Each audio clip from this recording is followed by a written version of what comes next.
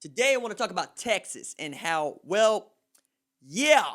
OU Texas and all that's coming up after the bumper. What's up, kinfolk? It's RJ Young. I am not on a step mill. Consider hitting the like and subscribe button because I upload a video every single day. It's always college football related, sports related. We have a good time. Today, I want to talk about Texas and how it has been Urban Meyer o'clock since about 2 o'clock Saturday afternoon when Tom Herman and the Texas Longhorns, previously the 9th-ranked Texas Longhorns, dropped a game at home to Texas Christian and Max Duggan, which means that Max Duggan is 2-0 against Texas. And then a stat that I just found so wild that I have to repeat it word for word from you. It is, since the beginning of the Big 12, or Big 12 play in 2012, TCU is 7-2 against Texas and 4-1 in Austin. Next one on top of this just demonstrates how Gary Patterson loves beating down Texas. Since 1996, TCU's Gary Patterson ranks number 1 nationally among all head coaches, past and present, and in winning percentage. He's 7-3, 70% win percentage against Texas with a minimum 5 games played. Gary Patterson owns Texas. Doesn't matter if it's Tom Herman, Charlie Strong, Mac Brown, you name it, he owns them. Now, I also think that because Tom Herman is in year 4, getting paid $5 million plus, you don't get paid that much to lose to Texas Christian at home. You just don't. Like, it is the second most moneyed university in all of sports, right? Only Texas A&M makes more money, and Jimbo Fisher is stealing from them. Remember when they signed him 10 years, $75 million? I don't think they're getting their money's worth. Same thing can be said about Texas, because in year 4, he still has not won a Big 12 championship. His crowning achievement so far is Sugar Bowl, in which his quarterback said that they were back, and they ain't. People forget, they won 10 games. They also lost 4. So, is it the same? Because that feels like an 8-4 season, okay? Because the winning percentage is not that of 10-2, right? It's not that.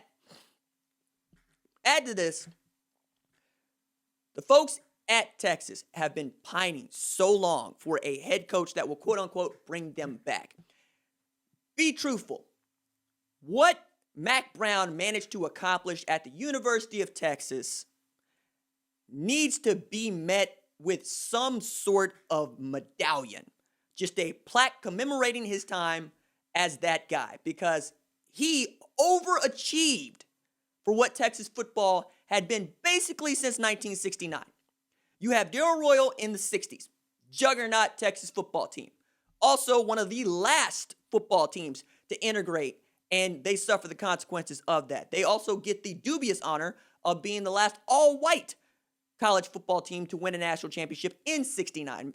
And it got so bad that Darrell Royal went really far to say, hey, remember Arkansas? They were right there. They're also all white. How come they don't get this smoke? Because you're Texas.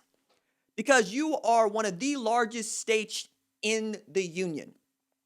It's because you're the flagship university. And it's because there is history to show that Texas has had racist policies against Black Americans. If not for Earl Campbell, probably don't get that one, right? And then you have Fred Akers and whatnot, but basically you're looking at a Texas team, and this is a point that Bomani Jones makes whenever he talks about Texas. They haven't been just winning conference championship. They won 7 outright conference titles in the last 40 years. That's not great. That's Texas Christian standards as far as we're concerned, right? The difference here is the student body population, the alumni base, the amount of money that gets funneled to that school means that they should be a better football team. Because the thing about Texas football is you're going to get good players. You're going to get the best players. You're still going to have to evaluate, though. Because this was what Mac Brown did well when he did it really well, and did poorly when he did it pretty poorly. When he tapped Vince Young and said, we're running Texas spread, and whatever decisions Vince Young decides to make are the ones that are going to be good, they were great. And anytime Mac Brown had good coordinators, they were golden. It's when you start offering Robert Griffin III at DB that you start to look bad. When you start offering Johnny Manziel at DB, you start to look bad. The thing about what Texas is with Tom Herman is that he's directly tied to Sam Ehlinger.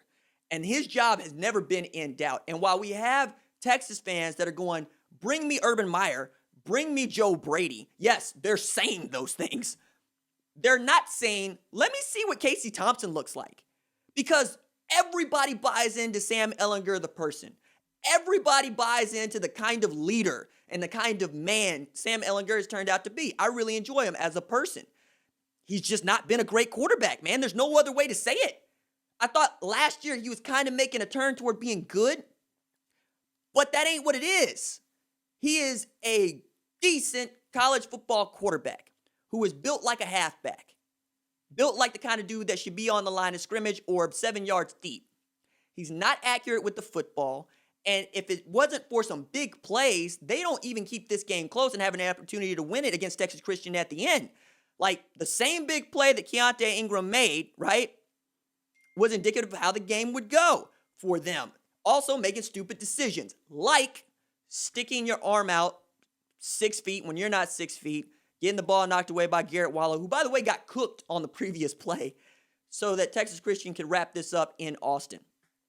I would like to see what Casey Thompson looks like. Now, I know next year is likely going to be his year, but knowing that Sam Ehlinger could actually come back for another year because of the frozen eligibility this year, that's not even something that we could guarantee is going to be seen.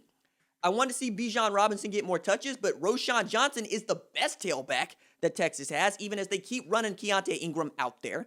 Last year, you wanted to say that they were banged up, that they were hurt for much of the year. This year, you don't really have that excuse. Jake Smith just dropped passes. Tarek Black just dropped passes, right? Andrew Wiley turned out to be the best receiver they had all day, and Malcolm Epps had to reprise his role as a pass catcher. Like, they make him a tight end, but I was fine with leaving that man at wide receiver because you could have gone Malcolm Epps, you could have gone Brendan Eagles, you could have gone Jake Smith. Jordan Whittington's healthy, you could put him there, or you could throw Tarek Black there and just go big, right? And be bigger than everybody else like Iowa State did Oklahoma. Now we're talking about two teams that are desperate to win OU Texas in a way that they haven't been desperate to win in a very long time. You got to go back to 2005 for the last time that Oklahoma was unranked and Texas was ranked going into the Red River rivalry. Obviously, that Texas team ends up winning the national championship. But that's what it's been. And now it's Tom Herman coaching for his job, because I thought nobody would get fired this year because of the COVID. But USM said, oh yeah, watch this. And he ends up getting the boot down there at Southern Miss, right? I think that if Tom Herman goes 6-4 or even 7-3, he's going to get his walking papers. I don't know who you would want to go get to take that job, though, either. Not to say that it's not a desirable job, right? It is. It's a job that a lot of people want, but I wouldn't want it because I don't know that I'm going to be able to get the kind of time that Tom Herman got. This is year 4. You're supposed to be great right now. Like, the fact of the matter is, you're supposed to be undefeated. You're supposed to be running over Oklahoma, and you're supposed to win the Big 12 championship and represent the college football playoff. But that just ain't been what it is. So who would you go get? Dave Aranda's at Baylor. You think you're going to go get Gary Patterson for Texas Christian? I'm not even sure that's who you want anymore, because what I saw against Texas, Gary wasn't actually that good. His defense wasn't actually that good.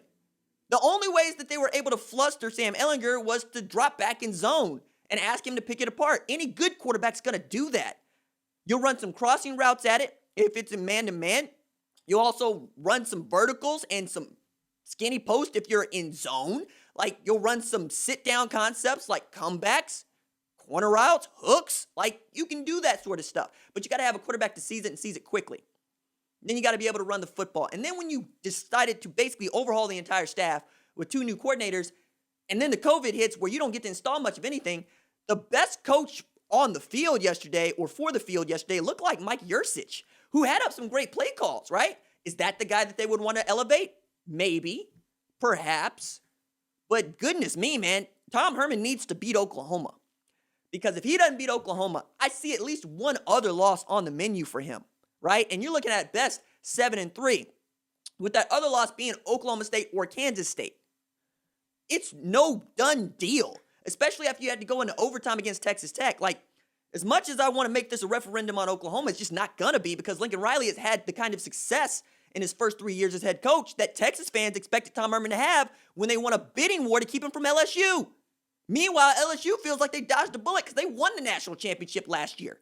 Think about that as we continue to talk, because we're going to have to either come to one of 2 conclusions. Tom Herman gets fired, or Sam Ehlinger does. It's not fun down there at Austin. I'm enjoying it. Deuces.